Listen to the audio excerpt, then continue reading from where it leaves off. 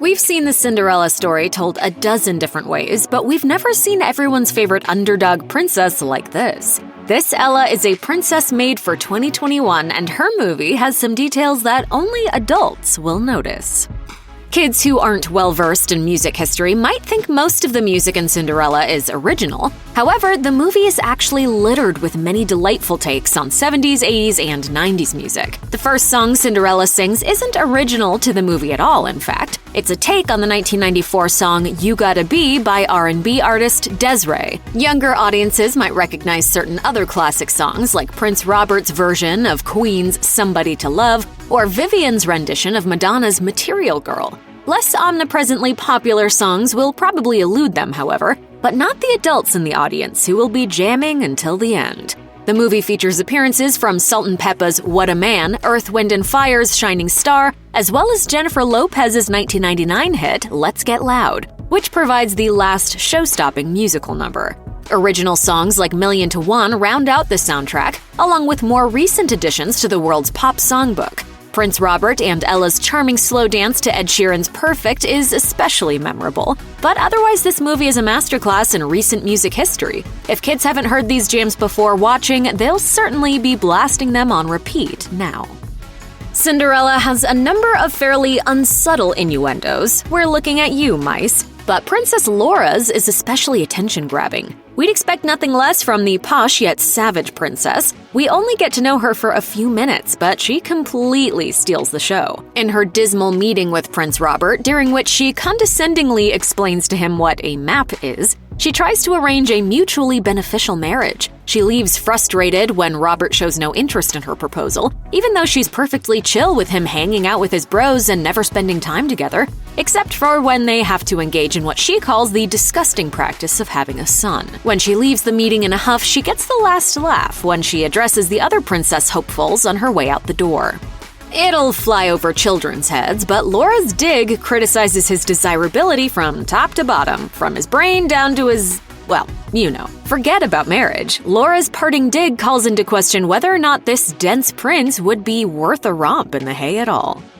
Here's a sentiment every woman is tired of hearing: you'd be prettier if you did X, Y, or Z. Countless women throughout history have dealt with this condescending compliment. While young girls certainly face their fair share of criticism, this particular bit of nastiness is most often applied to adult women. Women who tear other women down out of internalized misogyny also use this line, something Cinderella vividly captures. Ella's stepmother, Vivian, constantly does this to her stepdaughter. Never mind that Vivian forces her stepdaughter to live in a dingy basement with only a few mice for friends. The misogynistic undertones of most fairy tale-based movies are prominent, and it's refreshing to see a modern take turn these tropes on their head. This creates a more positive message and gives young women the tools they need to call out this behavior.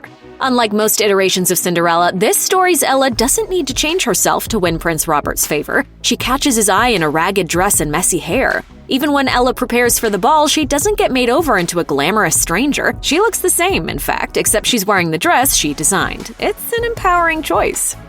Not everyone can be as subtle about innuendo as Princess Laura, but Ella's three best friends, yes, they're mice, try their hardest. When Fab G turns Ella's mice besties into three human footmen, Ella is confused to discover they're male. Well, that's not how that works, Ella. James Corden's mouse human asks the question on everyone's mind: how do you think rats have more rats? Fab G is quick to steer the conversation away from breaking the news to Ella that mouse babies don't get delivered by storks. Things get even more uncomfortable after the mice drop off Ella at the palace. There, James Corden's mouse human makes it weird again by announcing that he's relieved himself from his, front tail.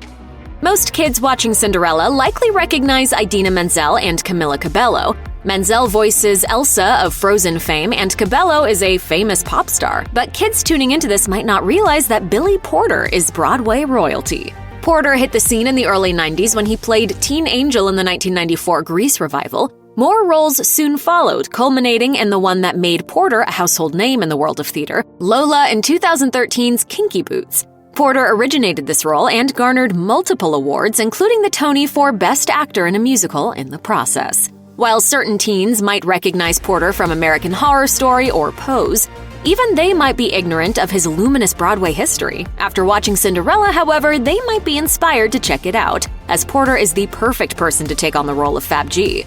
He always brings a unique pizzazz to any part he takes on, especially ones as glamorous as this. Most kids would rather enjoy the movie than focus on its glaring plot holes. As it turns out, Fab G agrees with that sentiment. That said, adults can't help picking apart plot lines that don't make sense, even when magic is involved. For example, Fab makes it abundantly clear that when the clock strikes midnight, the magic will wear off. But despite the fact that magic does eventually flicker out of every single thing Fab G bewitched, the glass slippers remain intact. Huh? We watch as Ella's dress flutters away into the wind, the human mice turn back into their four-legged selves, and the carriage transforms into a hunk of junk. Yet days after the ball, Ella still has a fully intact glass slipper hiding in her basket, while Prince Robert has the other one.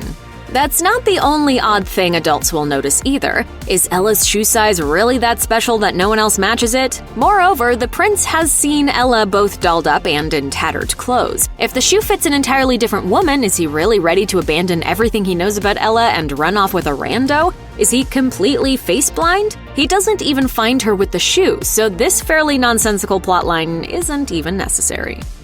Throughout Cinderella, the king seems to be overcompensating for something. His frequent power trips aren't exactly out of character for a king, but his particular preoccupations imply he might be insecure about something only adults will take notice of. King Rowan constantly talks about the size of everything around him. Characters bring up the fact that he's had his minions make his throne slightly larger not once, but twice. This bit of innuendo gets a laugh out of the older audience, to be sure. But it also develops into a lesson everyone can learn from. We all have things we're insecure about, regardless of our social status, fame, or fortune. But how we treat the people around us is more important than whatever trivial detail we agonize over. Despite the king's self-consciousness, he learns to stop putting down his loved ones and to respect and honor each of their strengths, regardless of the norms of the time. Talk about character growth. Whirlwind romances are the norm in princess films, but in reality, it takes time to get to know someone. Of course, in the eras that inspired the setting of Cinderella, modern dating didn't exist, but an adult still can't help but flinch at Ella and Prince Robert's choices. Proposing marriage after one date is absurd, and the prince is selfish to ask her to give up her dreams. However, the tables eventually turn when Prince Robert gives up his dreams for Ella's sake. But while Robert may say that he's not very interested in royal life or becoming king, he's making a very rash decision at a young age that will affect his life and the future of the kingdom. Robert does at one point even tell his father that there's nothing he wants more than to be king. He needs to give himself a chance to mature into wanting that role before running off with Ella, lest he come to resent her. There's no denying that Gwen is a better fit for the throne, and Ella and Robert don't get married immediately, but this is still a case of someone, a very young someone, giving up everything for another person. It's the prince instead of the princess this time, but it still demonstrates a lack of foresight the grown-ups in the audience will recognize as potentially destructive. Check out one of our newest videos right here. Plus, even more Looper videos about your favorite movies and TV shows are coming soon. Subscribe to our YouTube channel and hit the bell so you don't miss a single one.